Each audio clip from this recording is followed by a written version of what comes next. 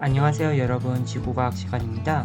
이번 시간에는 외부 은하와 우주 팽창 단원에서 우리 외부 은하에 대해서 한번 살펴보도록 할 건데요.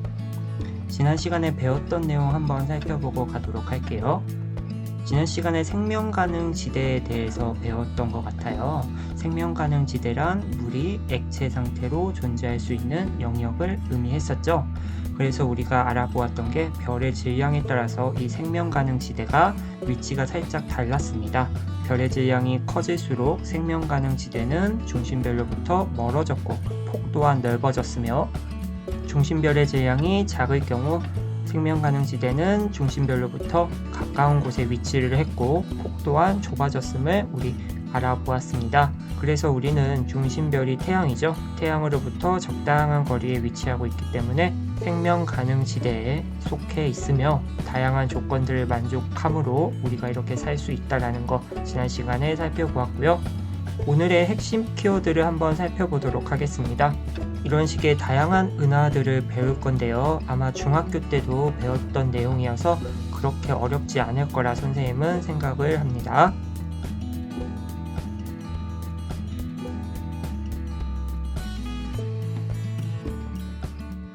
은하라고 하면은 아이돌 그룹 여자친구의 은하를 생각하는 분들도 있을 것 같아요.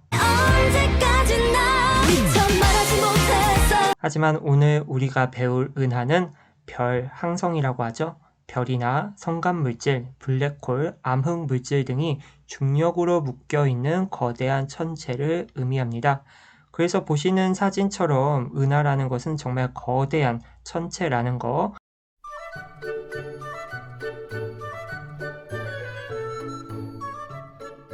지금 보시는 이 사진은 허블 우주망원경이 찍은 우주의 모습인데요. 11일간 노출을 시켜서 약 300장의 사진을 합성시켜서 얻은 결과라고 합니다. 이 사진을 통해서 우리가 이전에 볼 수 없었던 우주의 다양한 존재들을 이제 인지하기 시작했고요. 별뿐만 아니라 정말 다양한 것들이 우주에 있다는 거 이렇게 한번 보고 갈 거고요. 보시면은 은하들이 이렇게 위치하고 있는 모습이 보이는데요. 이러한 은하의 모습도 가지각색으로 이렇게 나타나 있죠. 허블의 은하 분류 체계를 이제 볼 건데, 우주에는 수많은 은하가 존재하며 우리 은하 바깥에 존재하는 은하를 외부 은하라고 합니다. 우리가 속해 있는 은하를 우리 은하라고 하는데, 우리 은하 외부에 있는 그러한 은하들을 외부 은하라고 한다. 1900년대 초 허블이 외부 은하의 존재를 과학적으로 밝혀내기 전까지 사람들은 대부분 우리 은하가 우주의 전부라고 생각을 하였습니다. 아마 중학교 때 보았던 사진일 것 같아요. 보시면 우리 은하를 나타낸 사진인데요. 태양은 우리 은하의 이쪽 정도에 위치하고 있네요. 보시면은 옆에서 본 모습이 왼쪽에 나타나 있는데 중심으로부터 약 3만 광년 정도 떨어진 모습이 보이죠? 우리 은하의 전체 지름이 약 10만 광년인데 우리는 중심으로부터 약 3만 광년 떨어진 곳에 위치하고 있다. 허블은 세페이드 변광성을 이용해서 안드로메다 성운으로 알려져 있던 천체의 거리를 측정하게 되었는데요. 왼쪽 사진을 보면은 겉보기 등급이 작아졌다, 커졌다, 작아졌다 하는 모습이 보이는데, 우리 변광성은 밝기가 이런 식으로 커졌다, 작아졌다 하는 그 별이거든요. 아무튼가 이러한 세페이드 변광성이 있는데, 허블이라는 사람이 세페이드 변광성을 관측하였고요. 관측을 통해서 겉보기 등급을 알아냈고요. 옆에 보시면은 주기 광도 관계가 있습니다. 세페이드 변광성이 밝고 어두워지는 그 주기를 통해서 옆에 있는 그래프를 통해 광도를 알아냈습니다. 즉 절대 등급을 알아냈다라는 거죠. 그러면 우리가 앞에서 가볍게 보았던 이러한 식이 있었습니다. 겉보기 등급과 절대 등급의 차는 -5 플러스 5로 구할 거리를 알 수 있다라는 거죠. 이런 식으로 계산을 해봤더니 우리 은하의 지름보다 멀리 떨어져 있음을 알아내었습니다. 다시 말해서 우리는 우리 은하밖에 없다라고 생각을 했는데 우리 은하 바깥쪽에 있는 외부 은하를 드디어 알게 됐다라는 것이죠. 보시는 사진은 안드로메다 은하인데요. 허블이 이 은하를 관측함으로써 우리 바깥쪽에 있는 외부 은하의 존재를 알아내었다. 우리 교과서에 있는 사진 함께 보았고요.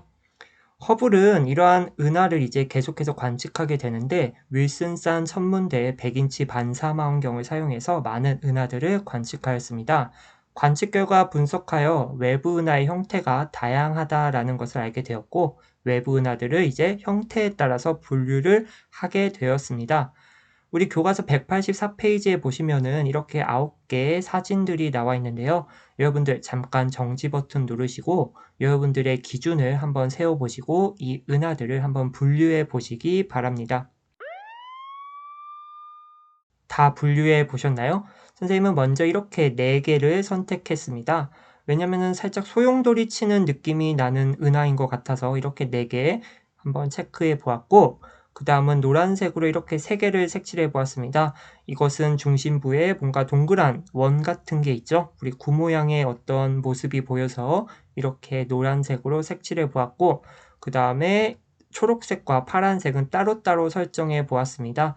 우리 초록색 같은 경우는 원 모양도 아니고 뭔가 소용돌이도 아닌 길쭉하게 나타나 있어서 저렇게 표시를 해봤고, 우리 파란색은 뭐 특별한 형태가 없는 것 같아요. 그래서 저렇게 또 따로 표시를 해봤습니다. 허블이 이런 식으로 관측을 통해서 형태에 따라서 이제 은하들을 분류했는데요. 우리 교과서에 보시면은 이러한 은하 분류표가 있죠. 허블은 형태에 따라서 왼쪽에 보시면은 타원 은하가 있고요.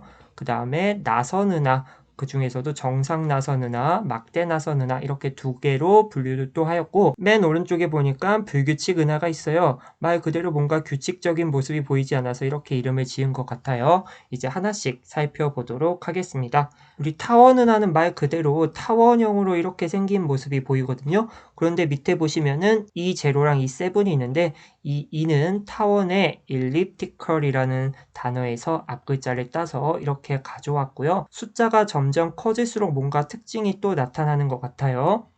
매끄러운 타원 모양이고 나선팔이 없는 은하를 우리 타원 은하라고 말을 하고, 이 재료에서 이 7로 세분되며 이 7로 가면서 찌그러진 정도가 커집니다.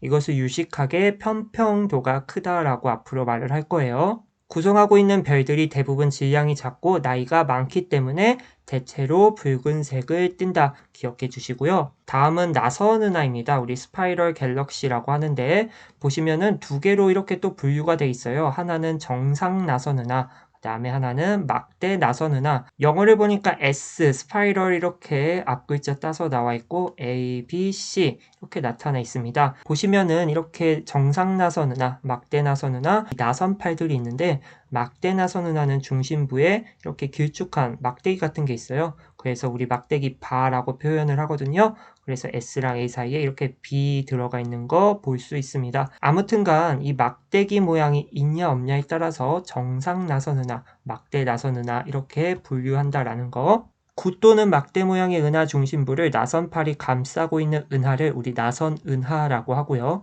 은하 중심부의 모양이 구형이면 정상 나선 은하, Normal Spiral Galaxy. 그 다음에 은하 중심부의 모양이 막대이면 막대 나선 은하, Barred Spiral Galaxy 이렇게 말을 하고 우리 S랑 SB로 이렇게 표현을 한다. 그래서 이러한 은하들은요 이렇게 세분되며 A에서 C로 갈수록 은하 전체에 대한 은하 중심부의 비율이 작아지고 나선팔의 감김이 느슨해진다 라고 나와 있어요. 보시면은 지금 A에서 C로 갈수록 이 중심부가 뭔가 작아지는 모습이 보이고, 막대 나선 은하 또한 A에서 C로 갈수록 중심부의 크기가 점점 작아지는 모습이 보이죠. 또한 나선팔 이렇게 휘감은 모습이 우리 A에서 C로 갈수록 느슨해지는 모습이 보입니다. 그래서 이러한 특징들 그냥 그림 보고 간단하게 파악을 해주시면 되고요. 우리 나선 은하의 중심부는 비교적 나이가 많은 별들이 분포해서 상대적으로 붉은색을 띠는데, 나선팔은 성간물질, 우리 원시별할 때 이야기를 했던 거거든요. 성간물질들이 모여서 이제 별들이 탄생할 수 있는 조건이 뭔가 충족이 되기 시작하는데, 우리 나선팔들은 이러한 성간물질이 많아서 젊은 별들이 분포한다. 그래서 상대적으로 이제 파란색을 띠고요. 우리 은하는 그러면은 이 은하 중에 어디에 속할까요? 오른쪽에 있는 그림을 볼까요? 우리 은하는 중심부에 이런 막대기가 있는 걸 보아해서 아하, 막대 나선 은하에 들어가겠구나 이렇게 알 수 있겠죠. 다음으로 볼 은하는 불규칙 은하입니다. 우리 허블이 분류한 은하들 중에서 타원이나 나선 은하 말고 이렇게 불규칙적으로 뭔가 생긴 은하가 있는데, 규칙적인 형태가 없거나 구조가 명확하지 않은 은하, 그것을 불규칙 은하라고 하고, 특별하게 돌출된 중심부나 나선팔이 없고 은하마다 형태가 다릅니다. 불규칙 은하는 많은 양의 기체와 먼지를 포함하고 있다는 것이 밝혀졌고요. 그래서 허블이 관측을 통해서 발견한 은하들을 이렇게 분류를 선생님과 같이 해보았는데요. 우리 S0 여기에 속한 은하는 따로 분류를 안 했던 것 같아요. 얘는 렌즈형 은하라고 하는데 타원 은하와 달리 은하 원반이 이렇게 존재하는 모습이 보입니다. 그러나 나선 은하라고 말하기에는 나선팔 같은 게 없어요. 그래서 타원 은하와 나선 은하의 중간 형태를 나타낸다. 그래서 이 S0에 해당하는 이 은하를 렌즈형 은하라고 이렇게 말하기도 합니다. 참고해 주시고요. 아무튼간 우리가 크게 이렇게 세 가지로 분류할 수 있다라는 거 참고로 말씀드리면은 우리 타원 은하가 전체 은하의 77%, 그 다음에 나선 은하는 20%, 그 다음에 불규칙 은하는 3%, 이 정도의 비율을 차지하고 있다라는 거. 은하 사진을 몇 개 더 보고 가도록 할게요. 이렇게 생긴 은하, 무슨 은하일까요? 우리 메시아 49번은 타원 은하이고,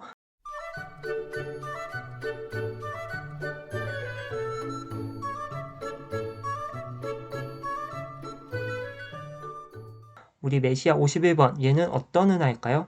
그렇죠. 나선 은하이겠죠. 보시면은 뭔가 막대 구조가 보이지 않는 걸 보아하니 정상 나선 은하라고 생각할 수 있고, 우리 NGC 1300 얘는 중심에 지금 막대 모양이 이렇게 보입니다. 아하, 얘는 막대 나선 은하구나. 그 다음에 우리 데마젤란 은하는 어떤 은하일까요? 그렇죠. 불규칙적으로 뭔가 일정한 형태가 나타나지 않는 걸 보아 불규칙 은하라고 말을 할 수 있겠습니다. 관측을 통해 허블은 이러한 은하들을 계속 분류를 하였고 타원 은하에서 나선 은하로 진화한다라고 생각을 하였습니다. 그런데 은하에서 나이가 많은 별들이 차지하는 비율이 타원 은하에서 더 높게 나타난다라는 것을 알아내었고요. 이것은 허블이 제시한 은하 분류 체계는 은하의 진화 순서와 상관이 없다라는 것을 알게 되었죠. 그래서 이런 식으로 은하를 허블이 분류하였는데 진화랑은 전혀 관계가 없다. 타원 은하가 시간이 지나면 뭐 나선 은하가 된다. 이것은 말을 할 수가 없다라는 거죠. 그 다음으로 우리 특이 은하에 대해서 볼 건데요. 다양한 은하가 관측되면서 허블의 은하 분류 체계로 분류되지 않는 새로운 유형의 은하들이 다수 발견되었는데 이들을 특이 은하라고 합니다. 특이 은하에는 전파 은하, 세이퍼트 은하, 퀘이사 등이 있는데요. 아마 이 세 가지는 처음 들어보셨을 것 같아요. 이 특이 은하 세 가지 한번 같이 살펴보도록 하겠습니다. 우리 전파 은하 라디오 갤럭시인데요. 일반 은하에 비해 전파 영역에서 매우 높은 에너지를 방출하는 은하입니다. 중심부를 기준으로 강력한 물질의 흐름인 Z가 대칭적으로 관측되는데요. 여러분들 교과서에 아마 이 사진 나와 있을 거예요. 보시면은 우리 중심부에서 무언가가 방출되는 모습이 보이는데 이것을 Z라고 말을 합니다. 우리 앞에서 보았던 중성자별이랑 뭔가 비슷한 느낌이 나긴 나죠. 하지만 중성자별은 말 그대로 별이고 얘는 별보다 큰 규모인 은하라는 거. Z의 관측은 은하 중심부에서 일어나는 폭발적인 에너지 생성과 관련이 있는데요. Z가 형성되는 원인은 정확히 알려져 있지 않았지만 블랙홀과 강한 중력 그리고 자기장으로 추정이 된다라는 거. 보시면 우리 교과서에 있는 전파 은하 사진인데요. 오른쪽에는 X선, 그 다음에 전파, 가시광선으로 관측한 이 은하의 모습을 나타냅니다. 이 왼쪽에 있는 그림은 이 세 가지 선들에 대해서 관측한 것을 합성한 영상인데요. 보시면은 우리 가시광선으로 보았을 때는 Z가 관찰되지 않아요. 우리 은하들은 대부분 에너지를 가시광선 영역에서 방출하는데 이 전파 은하는 이름 그 자체로 전파에서 뭔가 많은 에너지를 방출하는 은하예요. 그래서 전파로 관측했을 때 이러한 Z가 관측될 수 있다라는 거고 가시광선으로 관측할 때는 이러한 Z를 볼 수가 없다라는 거. 다른 그림을 또 한번 보도록 할게요. 가시광선으로 전파 은하를 관측했을 때 그냥 타원 은하처럼 뭔가 보이는 것 같은데 전파 영상을 통해서 관측한 거랑 합성을 시키면은 이런 식으로 Z가 분출되는 거 우리 볼 수 있다라는 거. 그 다음으로 볼 것은 세이퍼트 은하인데요. 형태만으로 판단할 때는 대부분 나선 은하처럼 보이는데 이게 세이퍼트 은하입니다. 보시면은 여기 뭔가 나선팔이 있는 것 같고 막대 모양도 살짝 보이는 것 같아요. 그래서 우리 나선 은하처럼 보이는데 일반 은하와 비교하면은 은하 전체의 광도에 대한 중심부의 광도가 비정상적으로 높게 관측됩니다. 그 말은 우리 중심부에 무언가 에너지가 많이 있다라는 건데 전체 나선 은하들 중에 약 2% 정도가 세이퍼트 은하로 분류되고요. 스펙트럼에서 방출선의 폭이 넓게 나타난다라는 특징이 있습니다. 이것은 우리 다음 슬라이드에서 더 자세하게 보도록 할게요. 보시면은 우리 세이퍼트 은하의 스펙트럼 나타나 있는데 위쪽에 그래프가 있습니다. 가로축은 파장이 있고 세로축은 에너지의 상대적 세기인데요. 우리 보통 은하 같은 경우는 지금 스펙트럼 폭이 이 정도인데 세이퍼트 같은 경우는 정말 넓은 모습이 보이죠? 우리 방출원인 성간 물질이 매우 빠른 속도로 회전하기 때문에 시선 방향의 속도 변화가 클 것이다 라고 추측을 하는데 이에 따른 도플러 효과로 스펙트럼 방출선의 폭이 매우 넓게 나타날 것입니다. 이것은 무슨 말이냐면은 우리 도플러 효과할 때 우리로부터 멀어지면은 파장이 점점 길어진다라고 말을 했죠. 그 말은 우리 세이퍼트 은하 중심부 근처에서 성간물질이 매우 빠른 속도로 회전을 합니다. 그렇다라는 것은 시선 방향의 속도, 시선 속도 변화가 클 것이다 라는 거고 우리 도플러 효과 더 잘 관측할 수 있다라는 거죠. 그 말은 우리 이런 식으로 폭이 넓게 나타날 것이다 라는 거. 그렇다면은 성간물질이 왜 빠른 속도로 회전할까? 과학자들은 중심부에 블랙홀이 있기 때문이 아닐까라고 추측을 하고 있습니다. 그래서 우리 세이퍼트 은하 이러한 특징이 있다라는 거 가볍게 보셨으면 좋을 것 같고요. 그 다음으로 볼 특이 은하는 퀘이사인데요. 우리 교과서에 나와 있는 사진입니다. 보시면은 다른 별들과 큰 차이가 없어 보이는데 일단 특징적인 형태가 잘 나타나지 않습니다. 별이라고 생각을 해도 큰 문제가 없을 것 같은데요. 분광 관측을 하면은 적색 편이가 비정상적으로 크다라는 특징이 있습니다. 우리 적색 편이 뭐였죠? 그렇죠. 구급차가 삐뽀삐뽀 하던 게 우리로부터 멀어지면은 삐뽀한다라고 말을 드렸죠. 그 말은 우리 적색 쪽으로 스펙트럼이 편이 된다라는 건데 지금 비정상적으로 크다라고 나와 있습니다. 그 말은 우리로부터 멀리 계속 후퇴한다라는 거죠. 우리로부터 계속 멀어진다. 그래서 거리가 약 100억 년 광년 이상인 것도 관측이 되는데요. 멀리 있음에도 불구하고 지금 이렇게 반짝반짝 거린다라는 것은 정말 많은 에너지를 가지고 있다라고 우리 추측을 할 수 있겠죠. 아무튼간 100억 광년 이상인 것도 관측된다라는 것을 토대로 초기 우주에서 형성된 천체라는 것을 알 수 있습니다. 우리 다음 시간에 배우겠지만 우주의 나이가 약 140억 년이라고 추정이 되는데 이 퀘이사의 거리가 100광년 이상이다라는 것은 우리 100억 년 전에 이 빛을 우리에게 주었다라는 거거든요. 그래서 이 퀘이사를 가지고 초기 우주의 뭔가 단서를 알 수 있지 않을까 계속 연구가 진행되고 있습니다. 아무튼간 이 퀘이사는 가시광선뿐만 아니라 모든 파장 영역에서 매우 강한 에너지를 방출하며 은하 전체의 광도에 대한 중심부의 광도가 세이퍼트 은하보다 크다. 사진에서와 같이 정말 중심부가 이렇게 밝은 모습이 보이죠. 퀘이사의 크기는 태양계 정도인 것으로 추정하고 있으며 방출하는 에너지원은 우리 은하의 수백 배, 수천 배 정도이다. 그러니까 지금 왼쪽 사진에 있는 이 크기가 우리 태양계 정도인데 방출하는 에너지는 우리 은하의 수백 배, 수천 배 정도 정말 큰 에너지다라는 거 알 수 있겠죠? 사실 이 부분이 우리에게 많이 와닿을 것 같지는 않아요. 너무 다루는 스케일이 크기 때문에 정말 우주는 우리가 알 수 없을 정도로 광활하고 정말 대단하다라는 거. 세이퍼트와 마찬가지로 이렇게 밝은 이유가 우리 중심부에 거대한 블랙홀이 있을 것으로 여겨지는데요. 이것은 이런 식으로 이야기를 하면 좋을 것 같아요. 중심부에 어떠한 물질들이 근처에 이렇게 있습니다. 그런데 뭔가 블랙홀이 있다라는 것은 다 이렇게 중심부로 가져온다라는 거죠. 그러면은 우리 위치 에너지가 운동 에너지로 바뀌는데 그 에너지가 이제 빛으로 나타내는 것입니다. 그래서 이렇게 강력한 빛을 낼 수 있다라는 거 참고로 알아두시고요.